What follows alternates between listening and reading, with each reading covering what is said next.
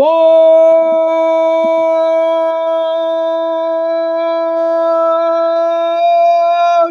Gang!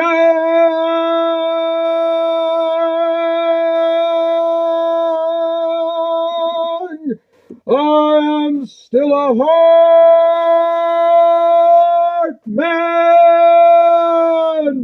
Let's go! I am your host, Imperator of Forge, leader of Forge Gang.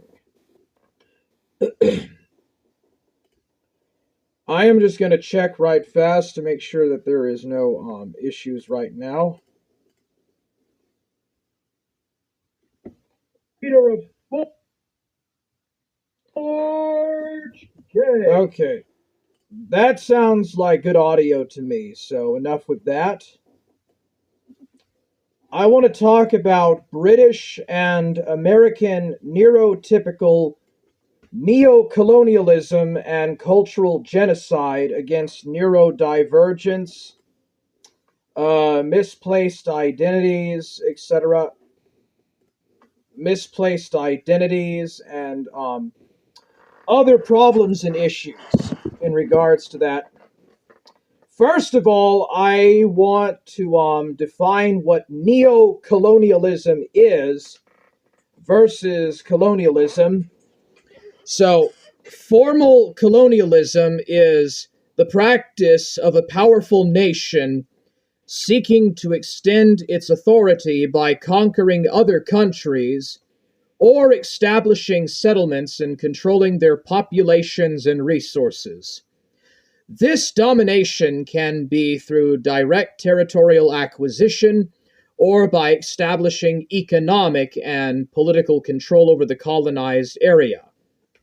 So, neocolonialism refers to the practice by which powerful countries indirectly maintain or extend their influence over less powerful countries, often through economic, political, or cultural pressures. Unlike classic colonialism, neocolonialism does not involve direct political control or territorial acquisition. So I would consider myself to be subject to a policy of Anglo-neocolonialism, where there are people who are beyond their own cognizance, are transfiguring or transmediating their own will, are actually pushing a type of neocolonialism against me as a neurodivergent individual. That being said, that they are trying to force appropriation or cultural appropriation of Anglo or Anglicizing identities against me. And I've had a lot of these people, especially on Discord, that have been trying to instigate false historical narratives and false cultural identity lies. And what they're doing is they're trying to attack me and they're trying to imperialize and push this neo-colonial narrative. So neocolonialism is a practice by which powerful countries indirectly maintain or extend their influence over less powerful countries, often through economic, political, or cultural pressures. Unlike classic colonialism, neocolonialism does not involve direct political control or territorial acquisition. So, I want to address these lies and these falsehoods, and I want to explain that contrary to what many people in this sector, this rotten, dilapidated sector, have claimed, I am not Texan, and I am not a Southerner. I've always said this. I've always said that I'm not Texan. This is an Anglo identity or a Spanish-Mexican identity. And I don't understand why it's so fucking hard to understand this. But okay. Let's just take a look and see what Southerners themselves, white Southerners, actually say about people that are on the spectrum. So this is Dalen Roof, suffered from a host of mental disorders.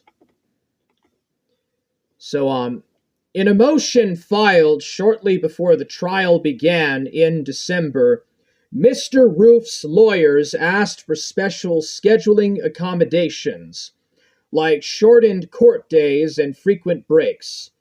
That motion cited findings by Dr. James C. Ballinger, the court-appointed psychiatrist who evaluated Mr. Roof in jail in mid-November, that he suffers from social anxiety disorder, a mixed substance abuse disorder, a schizoid personality disorder, depression in history, and a possible autistic spectrum disorder. Please note that he's saying possible.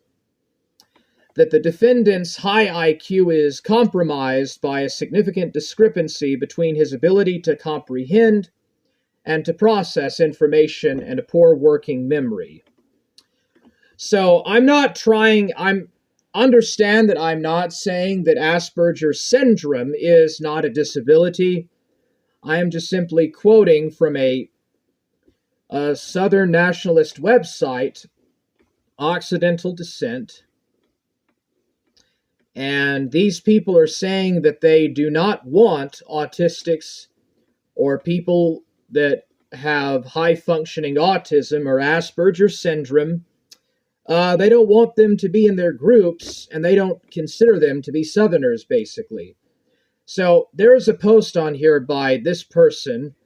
Autism is nonverbal kids smearing on the walls and rocking away in the corner.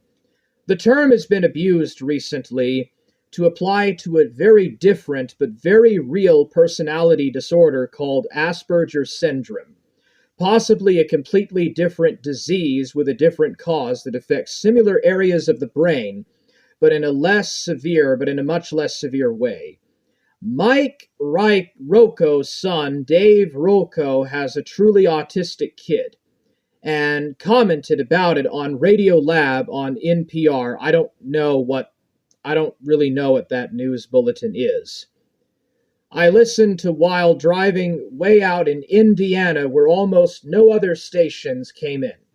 Basically, if you have one of these destructive monsters, it will ruin your life, as it is non-stop custodial care of what grows into a large destructive primate. Asperger's, on the other hand, causes people to be very bitter by their lot in life, social rejection, etc., and they come to believe that a radical change in location or radical political change will somehow change all this. Suspect, a lot of these Antifa also have the disorder. A significant number of so-called transsexuals also have this disorder, particularly heterosexual men who want to become lesbians, now classified as autogynephilia. I have no idea what that is. They are deluded so much to think a sex change will alter their lot in life. Female to male transsexuals are also disproportionately suffering from Asperger's. Now, right here, I can tell you that this is absolute nonsense. But the only reason why I am here showing this is because I have had a few Texans and a few Southerners or whatever they call themselves saying that people with Asperger's syndrome can be Southerners or Texans or Americans or whatever. But this is a Southern nationalist website. It's run by Hunter Wallace, who is from Alabama. But regardless, right here in this article, Dalen Roof suffered from a host of mental disorders. This right here is the first bit of evidence. So, you people, and I'm not going to name nobody. I'm going to try my best to not name anyone. I'm not going to name any names, but you people that basically think that Imperator of Forge is Texan, well, take a look at this right here. I have this article, and these people are from the South. These are people that are, I guess, for the lack of a better term, neo-Confederate or whatever, National Socialist, Nat-Soc, neo-Confederate, and they are saying themselves that autistic people should be sterilized. They should have mandatory sterilization. There should be a eugenics movement. I had a guy in my Discord that I was in a call with. He's from Texas, and he was saying that he is a Christian and that he would never condone the eugenics. They would never, that he said, this guy said that he would never condone eugenics. He said that Christians would fight back against the sterilization of autistic people. But right here, I have Father John cross sign saying this is, of course, the same mentality that was used to talk about mandatory sterilization and underlay the whole eugenics movement. But there are those whites who actually believe that such people should not be removed from society, and that to sterilize criminals and work towards the gracious elimination of mental defectives, their words, not mine, is somehow not Christian. Yet those same theological liberals, so this guy right here would be calling the guy who was that I was in a Discord call with, another guy from Texas that I was in a Discord call with, why, he would be called a liberal. He would be called a Democrat and a freaking liberal. Are now calling for the D penalty for this man because of what he did, while ignoring the fact that what he did, precisely because he is mentally defective, the liberals want their cake and eat it too, as it were. So this right here disproves everything that the guy that I'm not going to name, the guy that likes to do the shoe varnish joke, this right here proves that he's a liar and he's wrong, and that there are Christians like this guy out here on Occidental descent who clearly would like to have the eugenics movement reinstitutionalized. All right, so this is also on Occidental descent. This is about 23andMe explains Cherokee Princess Syndrome. Please do not ask me what that's all about. But anyways, short thing, long story short, I am of German descent. Most Texans are from the British Isles. And therefore, when most of these Texans or Texians or whatever they call themselves, Texans, Texians, Southrons, Scotch-Irish, Anglo-Saxons, I can't keep up with it. They try to make cultural appropriation, and they push neocolonialism against me. They push their neurotypical colonialism, and this right here is the proof of it, because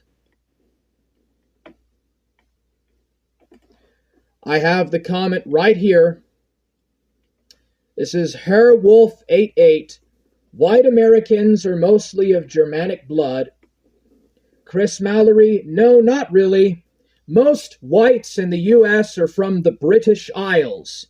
But the way the groups are divided out, Germans come out on top. There are also a large number of us with British ancestors who call ourselves American. That's usually Appalachia that does that without any hyphen. Germans are immigrants and guests that the American people would have been better off without. So, to the guy who is from South Texas that I was in a Discord call with, that I will politely not mention your name, this right here demonstrates that I'm not Texan, because this person, Chris Mallory, is saying that Germans are immigrants that should have never been allowed into the United States because of World War I and World War II. This disproves you and the New Yorker guy whose name I will not say. It proves that you're both wrong.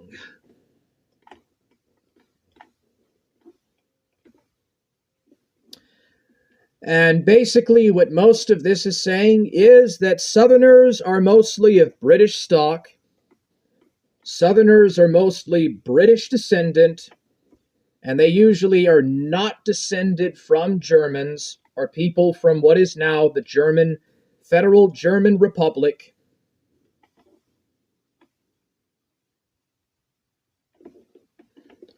So again, it's just more lies. The Midwest tends to be a bit more German and Scandinavian. The Deep South is a mix of British and African. All right, moving along.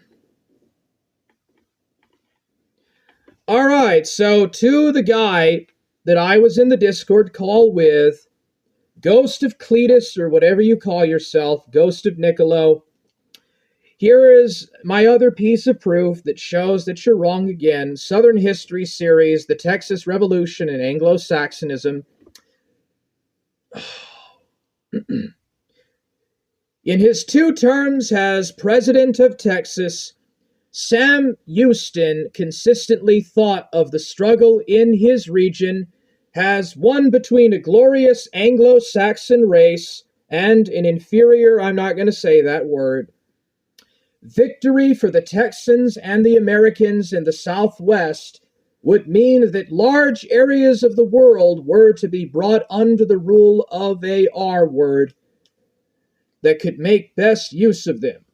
Houston was less imbued with the harsh scientific racial theories that carried most Americans before them in the 1840s than with a romantic exaltation of the Saxons given by Sir Walter Scott and his followers.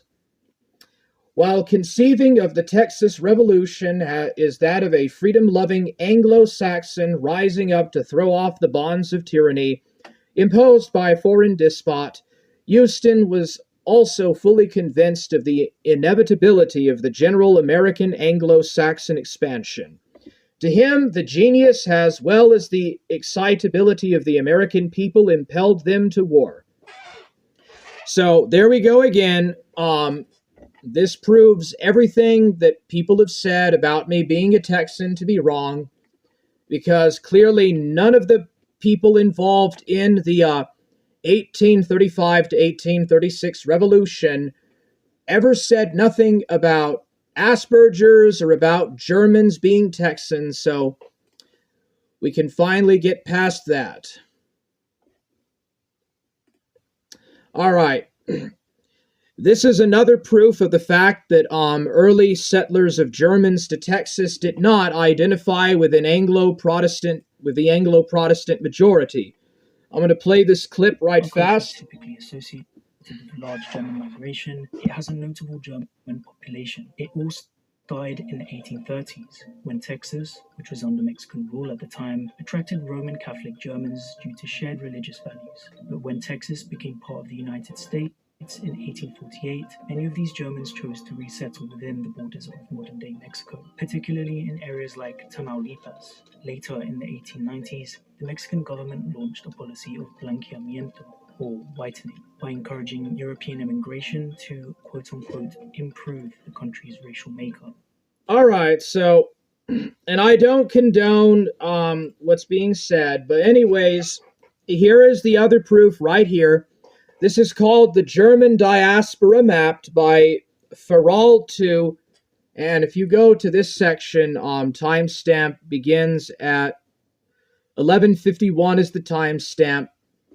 He says that after the Texas Revolution and the Mexican War in 1848, Roman Catholic Germans, who, by the way, Ghost of Cletus, I'm actually closer to by ethnicity than I am to you, left Texas and went to Mexico because they were Roman Catholics and the Mexicans were Roman Catholics. Mexico was a Roman Catholic state. Texas was a Protestant state. So, once again, Ghost of Cletus, why is it that you have Roman Catholic Germans leaving Texas and going to Mexico if what you say is right, that somehow German Texans are Southerners? So again, this is a bad case for you. All right, so this is the fort in Fredericksburg during the Civil War and Restoration. And I just wanted to read this. This is about Fredericksburg, Gillespie County, Texas, where I want to demonstrate once and for all, without a shadow of a doubt, the proof right here that the Germans that immigrated to Central Texas in the 1840s were Unionists. Not all of them were Unionists. Obviously, some of them did fight in the Confederacy. I'm not denying that, but I want to quote this. This is page 19. After a side trip to Medina County to arrest certain citizens, Duff returned to Fredericksburg, Texas, where, in his opinion, the few friendly to the Confederate government lacked the courage to give information to the provost marshal of the sayings and doings of those unfriendly to the Confederacy, whereupon he and a lieutenant summoned and held a consultation with the Southerners and obtained affidavits in regard to 4 Unionists. They were, as mentioned in Duff's report, Sheriff Braubach, Captain Kuchler, State Troops E.W. Dodler, grocery keeper, and Mr. F. Lachta, merchant. Dobler was the only one immediately arrested as the others left town, but Lacht was later arrested in Fredericksburg by Duff's men when he returned from hiding too soon, and Braubach was arrested in Austin by one of Duff's corporals. Captain Kuchler made good his escape. Duff states that the 4 men he sought, Kuchler was the only one that had not taken the oath of allegiance. But Braubach, Dobler, and Lacht were placed in the guardhouse in San Antonio, regardless of having sworn allegiance to the Confederacy. Their absence, said Duff mistakenly, will tend to make the people in Gillespie County united in favor of our government more than anything else. He also thought that steps should be taken to arrest Captain Kuchler, because he is a man of great influence, a German enthusiast in politics and a dangerous man in the community. Just what Duff accomplished at the termination of his first expedition to Fredericksburg is stated in the words of one of his own men. After 3 weeks' absence from San Antonio, all we had done was to bully and arrest a few inoffensive Germans. And this is from Captain Duff, Confederate soldier in Confederate Texas during the Civil War. This is his own words. With Duff's departure, no doubt the Unionists in Gillespie County breathed easier. But he was destined to return a second time and become a scourge to anyone unsympathetic to the Confederacy. His second visit was caused by the formation of the Loyal Union League among the Germans of Gillespie and adjacent counties. The League was a natural outgrowth of the peculiar situation in which the loyal Germans found themselves. And so this is page 19. Fredericksburg, Texas, during the Civil War and Reconstruction by Frank W. Henson, page 19. This is a video about the Nueces Massacre. I'm going to play this. The massacre was one of the darkest, most forgotten chapters of the Civil War, where Confederate forces in Texas slaughtered German immigrants just for refusing to fight for the South. In August 1862, a group of about 65 German Texans, many of whom were Union sympathizers, tried to escape to Mexico rather than be forced into the Confederate Army. Near the Nueces River, they were ambushed by Confederate cavalry, and what followed was a bloodbath. Some were killed in battle, but others were executed after surrendering, their bodies left to rot. Even after the war, Texas authorities refused to acknowledge the massacre, and the Confederate killers never faced justice. It took decades for survivors to erect a monument to the dead, but even today, few people know this ever happened. Was this just another Civil War skirmish, or a state-sanctioned purge of Unionist Texans?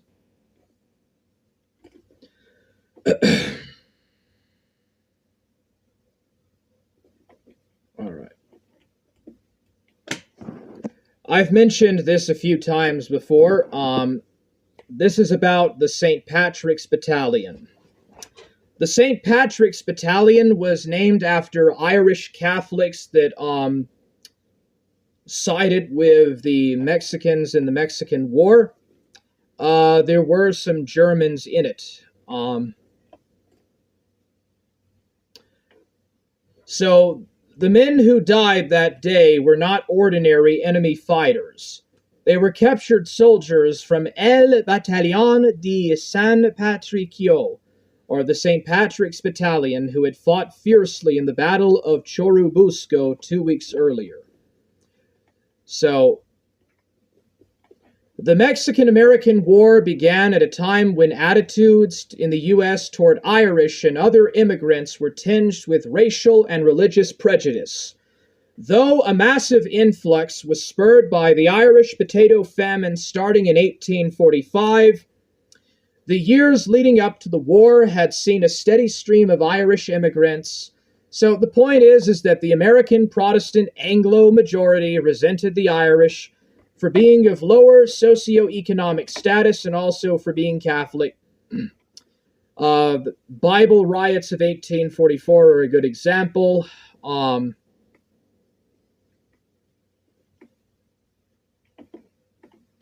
But mainly what I want to assert here is the presence of Catholic Germans in this battalion, fighting against Americans who were mostly Southerners, Protestant Anglo-Southerners or Protestant Anglo-Celtic Southerners. And yes, that includes Texans. And I'm including this as another piece of proof that Ghost of Cletus is wrong yet again in regards to the Germans always identifying as Texan. Okay, so I want to read this quote right fast, this paragraph. Though the San Patrico's name indicated a strong Irish identity, it was in fact comprised of several nationalities of European immigrants. They were really a Catholic battalion made up of Catholic immigrants from various countries. Many of the men were German Catholics, says Greenberg. Nonetheless, the Irish identity took hold and became an emblem of a cohesive unit throughout the war and carried over to their historical legacy. According to descriptions carried out in contemporary newspapers, the San Patricos adopted the banner of green silk and one side is a harp, surrounded by the Mexican coat of arms with a scroll on which is painted Libertad por la República de Mexicana. Underneath the harp is the motto Aaron Gobrai, or Aaron Gobrai. On the other side is a painting of a badly executed figure made to represent St. Patrick, a 5th century saint who converted the Irish, or the Celtic Irish, to Christianity. In his left hand a key, and in his right a crook of staff resting upon a serpent, underneath the painted San Patricio, or Sant Patricio.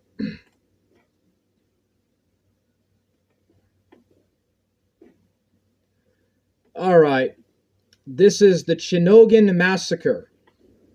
The Chinogan Massacre was a war crime committed by members of the 11th Armored Division and American Combat Unit near Chernon, Belgium on January 1st, 1945 during the Battle of the Bulge. According to eyewitness accounts, an estimated 80 German prisoners of war were massacred by their German captors. The prisoners were assembled in a field and shot with machine guns. It was one of several war crimes committed during the Battle of the Bulge by members of both Allied and Axis powers.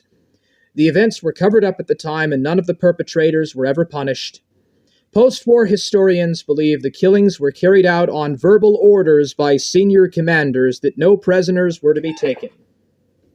This happened near Chinon, Luxembourg in Belgium, January 1st, 1945. That's what it says anyway. All right.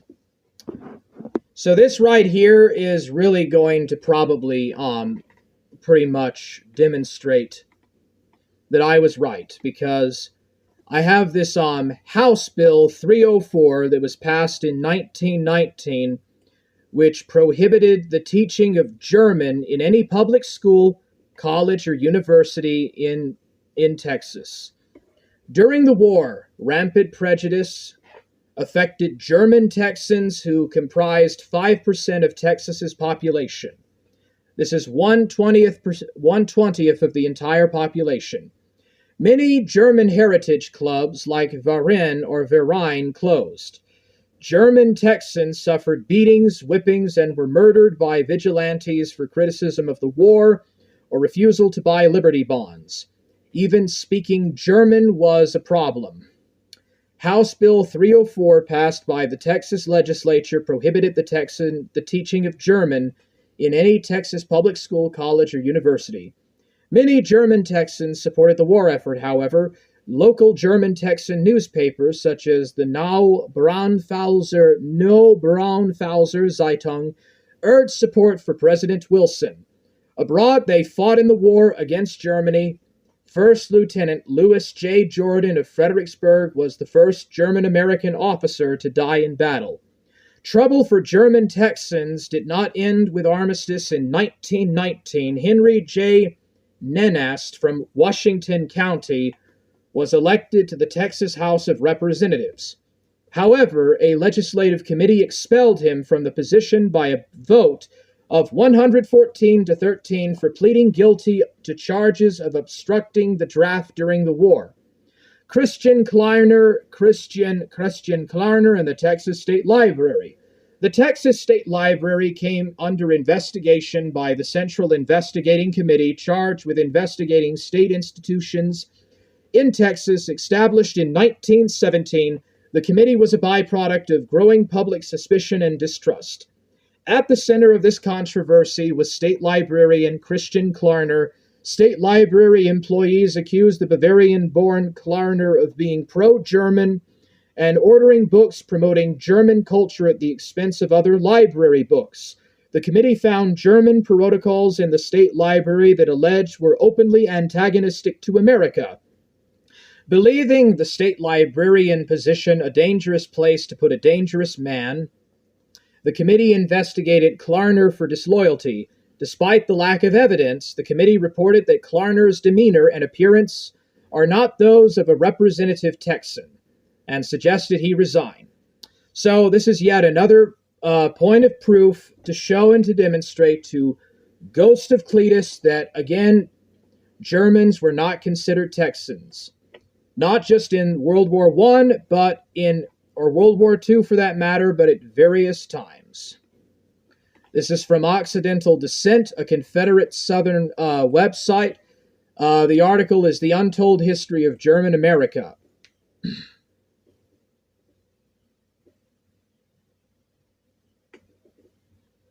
And this is a quote by the commenter November, titled December 16th, 2019. Considering the poor welcome Germans received in America by Anglo-Saxons such as Franklin, Jefferson, and Hamilton, among others, the founding Anglo-Saxons went so far as to disparage Germans, Swedes, and Russians as dirty, stupid, and swarthy, people who would assimilate. It's no wonder that the German and Scandinavian belt was as far away from the Anglo-Saxon Protestants that clustered in Dixie, in parentheses. The German belt landscape is more reminiscent of the old world for Germanics and Nordics. Let the descendants of England share the hot and humid south with their former I'm not going to say the last two words, but I'm sure you get the idea. So there you go. And I don't support what is on the website. I apologize for any of the racial things, but I'm just trying to make a point to people like Ghost of Cletus and to his profound ignorance and lack of whatsoever any kind of rationality to want to understand facts. I am just presenting facts. That's all I am doing. I am presenting the facts, and I am letting you judge for yourself. Benjamin Franklin on stupid, swarthy Germans. Immigrants to America have always been feared and hated. Germans represent the largest group of immigrants to America, outnumbering the English and Irish by a wide margin. Nearly 20% of Americans can trace their ancestors back to Germany. But they were not universally welcomed on our shores. Louis Rumbet via Matt Yglesias, Matt Yglesias, reminds us that one of our iconic founding fathers, Benjamin Franklin, warned about German immigrants overrunning America in language that sounds very much like that of Mitt Romney and Roland Koch. Franklin warned that Germans were too stupid to learn English and therefore represent a political threat to America. Those who come hither are generally of the most ignorant, stupid sort of their own nation, and as few of the English understand the German language, and so cannot address them either from the press or pulpit. 'Tis almost impossible to remove any prejudices they once entertained. Not being used to liberty, they know not how to make a modest use of it. I remember when they modestly declined intermeddling in our elections, but now they come in droves and carry all before them except in one or two counties. In short, unless the stream of their importation could be turned from this to other colonies, as you very judiciously propose, they will soon so outnumber us that all the advantages we have will not, in my opinion, be able to preserve our language, and even our government will become precarious. Why should Pennsylvania, founded by the English, become a colony of aliens, who will shortly be so numerous as to Germanize us instead of our Anglifying them, and will never adopt our language or customs, any more than they can acquire our complexion? Which leads me to add one remark, that the number of purely white people in the world is proportionately very small. All Africa is Tani, Asia, Tani, America exclusively to the newcomers wholly so. And in Europe, the Spaniards, Italians, French, Russians, and Swedes are generally of what we call a swarthy complexion, as are the Germans also, the Saxons only excepted, who with the English make the principal body of so-and-so people on the face of the earth. I could wish their numbers were increased, and while we are, as I may call it, scoring our planet by clearing America of woods and so making this side of our globe reflect a brighter light to the eyes of inhabitants in Mars or Venus, why should we, in the sight of superior beings, why increase the sons of Africa by planting them in America, where we have so fair an opportunity by excluding all so-and-so, of increasing the lovely so-and-so? But perhaps I am partial in the complexion of my country, for such kind of partiality is natural to mankind. So this is an actual founding father. This is a quote from a founding father, Benjamin Franklin, saying that he in fact objects to German immigrants, except Saxons. He objects to German immigrants coming and settling in the colony of Pennsylvania in the 1740s or something like that, generally talking about or referring to the Amish. He says that they are stupid, they can never be Americanized. He's pretty much saying that they'll never be Americanized. So there you go. It's sometimes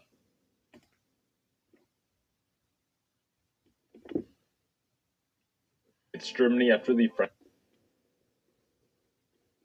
Franco-Prussian War. With mainland Germany finally united, Kaiser Wilhelm and new opportunities reach wider audiences in Europe, garnering the attention of thousands of Germans caught in the crossfires of the 1848 revolutions, just as the Mexican-American War would come to an end back in the Americas.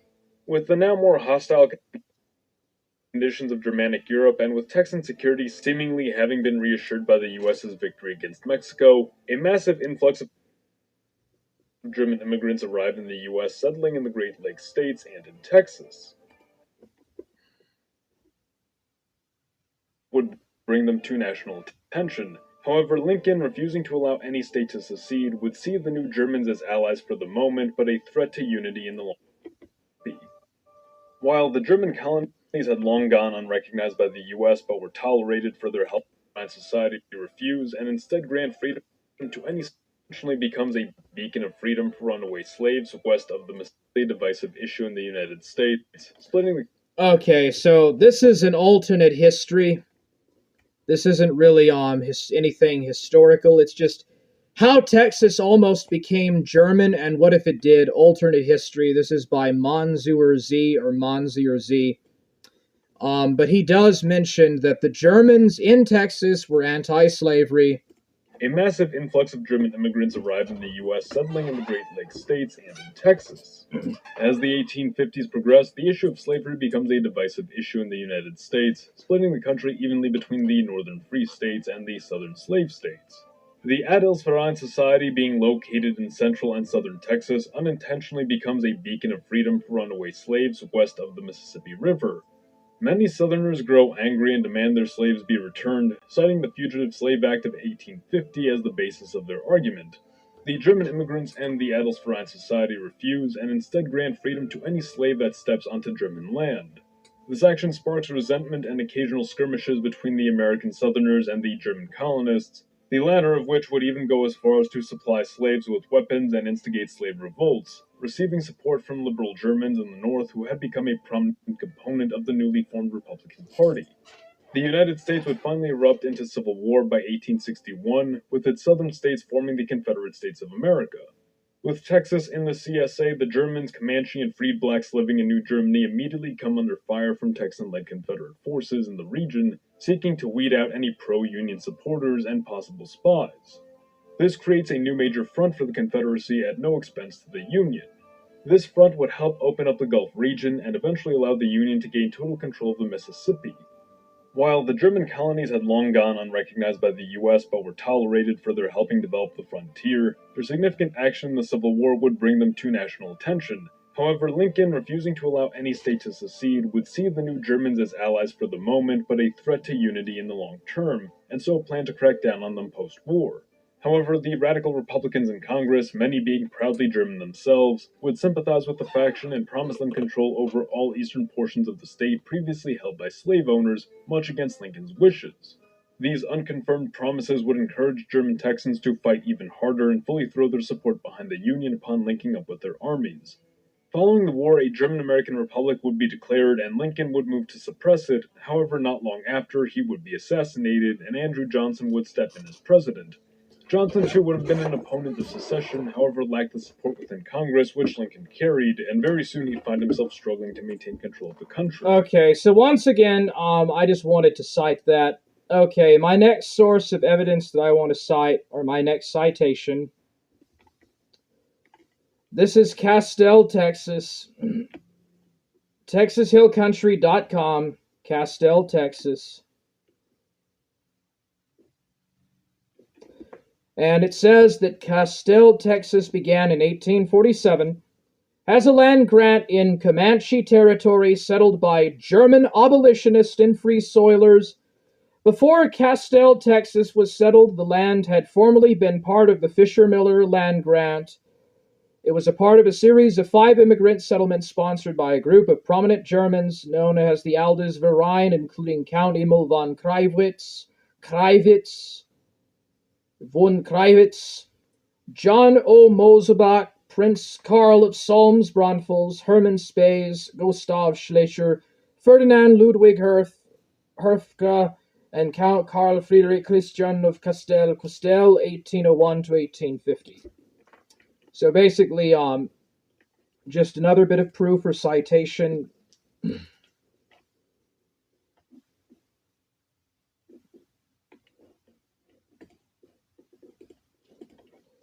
And this is proof right here that people that had Asperger's syndrome were killed by the Nazis. It doesn't say the exact number. It does not precisely talk about or say what the number was.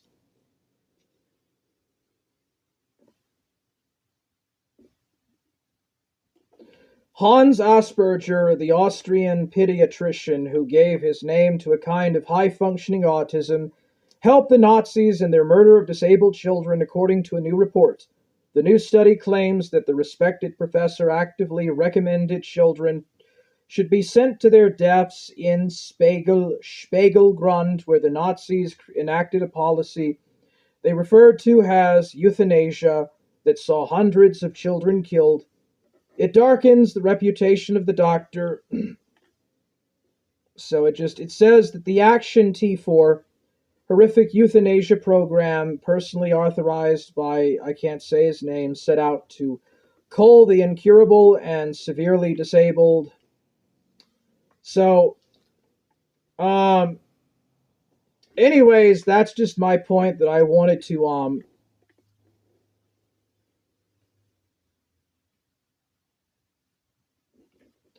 what emerges is that Asperger successfully sought to accommodate himself to the Nazi regime and was rewarded with career opportunities in return.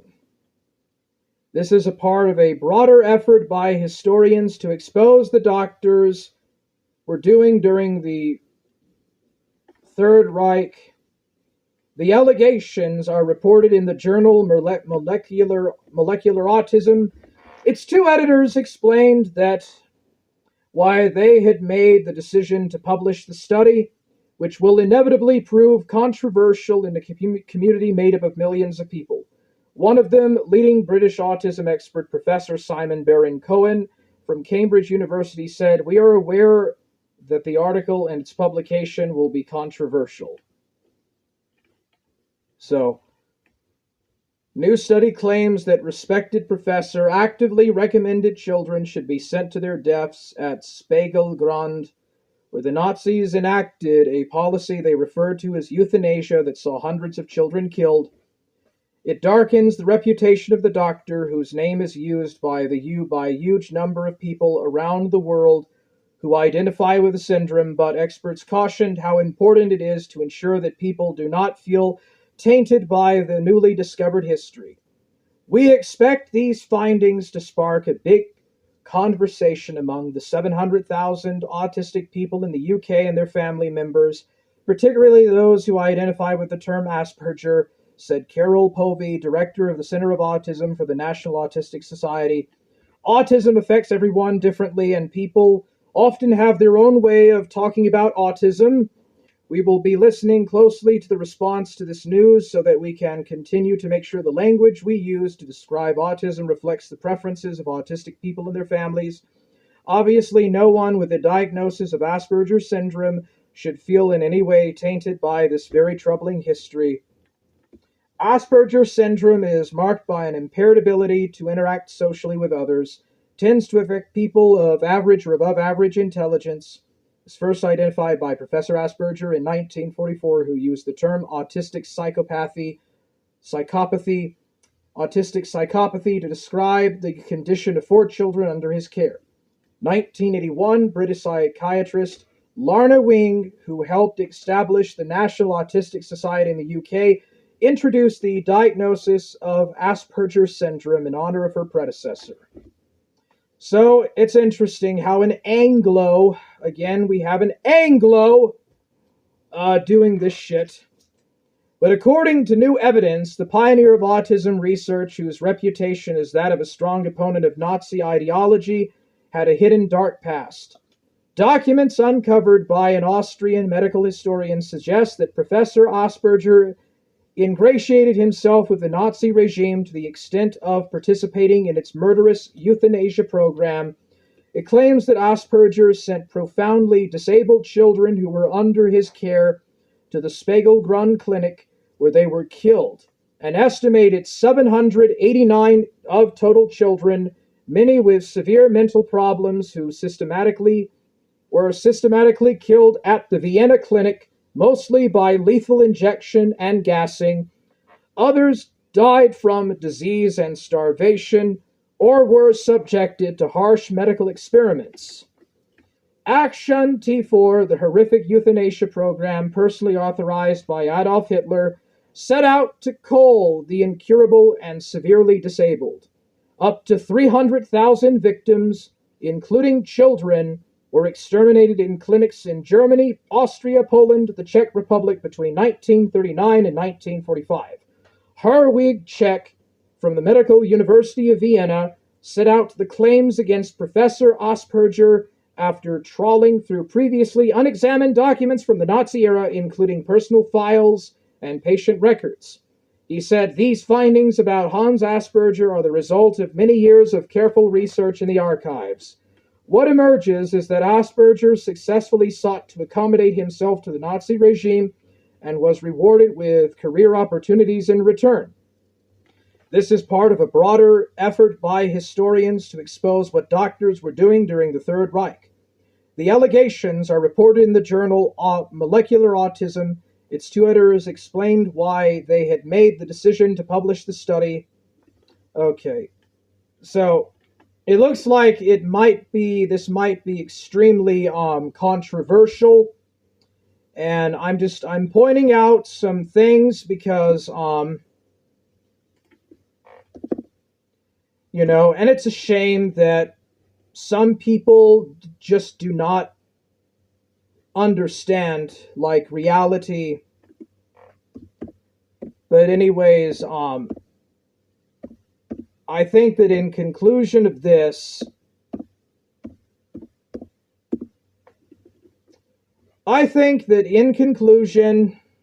where is... There he is.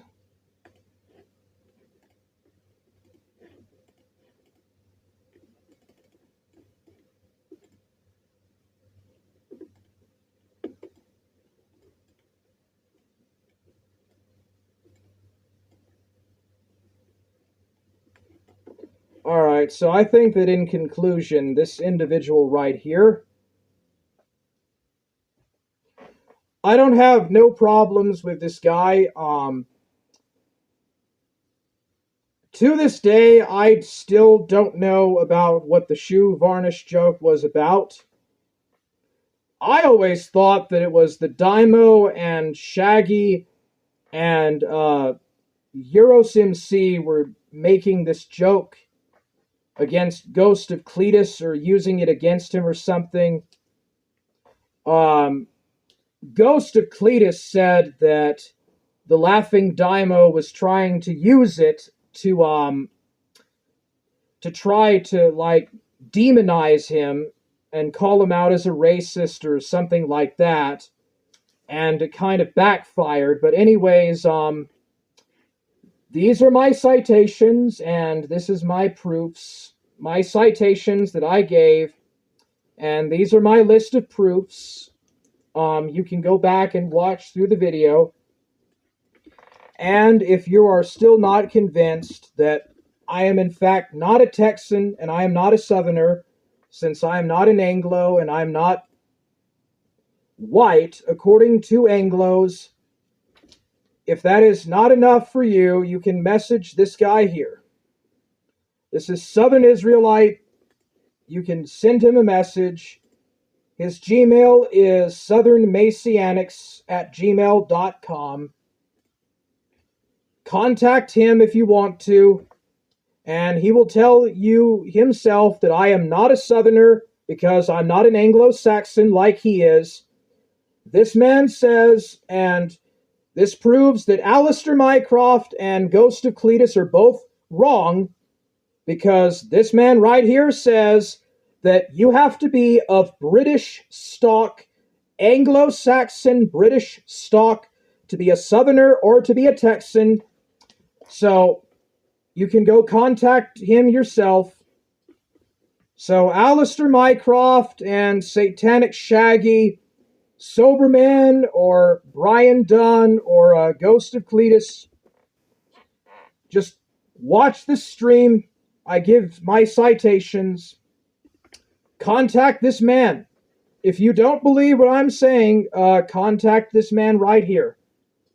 You can contact him, get in touch with him, and he will tell you that autistic people, that autistic meats are not Southerners and are not Texans, that anyone who is not of British or like Anglo-Saxon stock cannot be Southerners, just like what Benjamin Franklin said. So, in conclusion of the citations and the evidence given, Germans are not Texans and autistic people are not Texans. I am not a Texan. It is not my identity. And only people of British descent can actually claim to be Texans, or people who are Spanish Mexicans, because actually the term Texan was actually first used by Mexicans. So only Mexicans and people of British descent can actually call themselves Texans. Since I am none of those things, I'm not a Texan, and so I rest my case. So the Lopez family says, hi. Hello there, Lopez. How are you? The Lopez says, hi. Lopez family says, hi. And I don't know who that is. They also say, hi. And Sebastian Moran says, the return of the Warhammer. All right, I'm done. I've given my citation presentations for my case. Ghost of Cletus or Alistair Mycroft, if you guys would like to give your citations to debunk me, that'll be great. Also, by the way, I cut out all the last names and stuff because, you know, I'm not stupid. I'm not going to give away my family history, but if all of that was not enough, then I have more evidence right here that I have ancestry from Pennsylvania. I'm not going to say what line it's from, but this is a quotation. They originally spelled their name in England. Being Puritans, they were under heavy persecution by the Church of England. 3 were martyred when burned at the stake for their opposition to the Church of England in 1558. After taking enough persecution for practicing their Puritan beliefs, his wife left England and landed in Massachusetts. So, Alistair Mycroft, this proves that you're a liar. If you're watching Alistair Mycroft, I have this proof right here. I give you citation. Brought with them no children around 1640. They settled on Island, New York, on 220,000 acres. Later around, some of them moved to Pennsylvania. So, this is a citation that I wanted to give. And there's a lot of weird people on the internet, so I'm going to cover up any personal information that I have. So I do have ancestors from the north. I don't know why this is so important. So anyways, I gave my citations. You can contact Southern Israelite. Contact Southern Israelite. I've already shown his channel. Here you go. You can contact this man if you don't believe anything that I'm saying. If it seems like, if it seems as if I am not giving enough citations, you can contact me on Discord. You can give me your citations to show that I'm wrong or whatever. And you can explain how the citations that I gave in this stream are wrong or whatever. But you can also contact Southern Israelite. This man says himself, this guy right here, Southern Israelite. That between the periods of Texan unity with Mexico and later the... This guy right here says that Germans are not Southerners and are not Texans. You have to be of British Protestant stock and heritage to be a Southerner and a Texan. So if Ghost of Cletus has a problem, he can go to this contact. You can go contact this man, and you can work it out with him, or you can contact me, and you can show me your citations and evidences and proofs that invalidate the arguments that I've made on this stream. I'm your host, Imperator of Forge. Thank you, and have a good day. Forge Gang! I'm still a hard man! Stay hard!